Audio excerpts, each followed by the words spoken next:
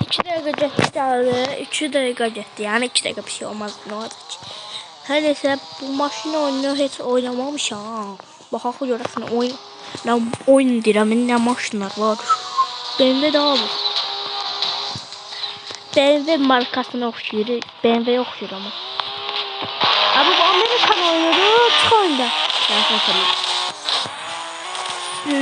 Sür yoktu mu?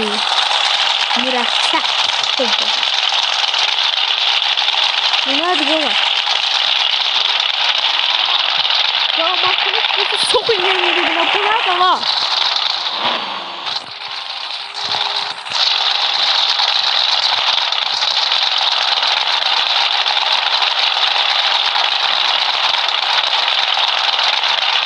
Maşın yetmiyor ki. Oy gördünüz.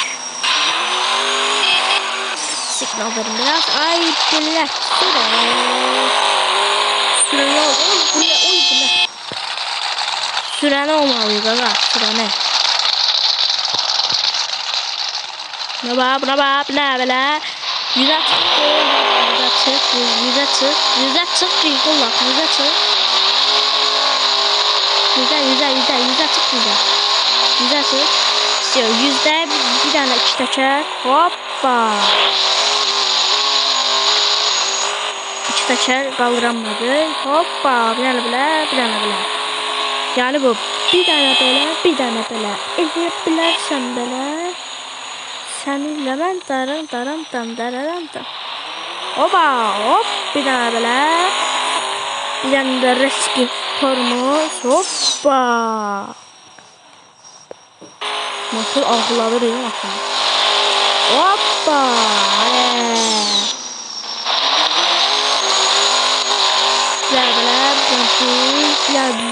Düzlüğü de baş, düzlüğü de geç, düzlüğü yoktu. Aşağıda oynayalım ben burada.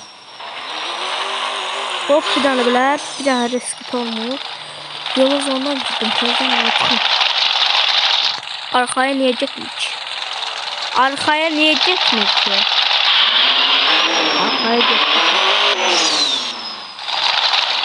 Şu ikinci skorda bas. İkinci skorda yok. Siyah dağda zince. Bakın.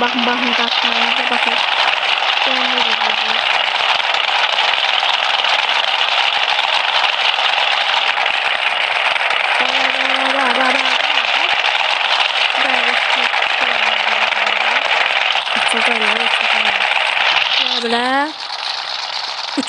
4. 5. skorda 6. skorda yetti olmaz yetti yok.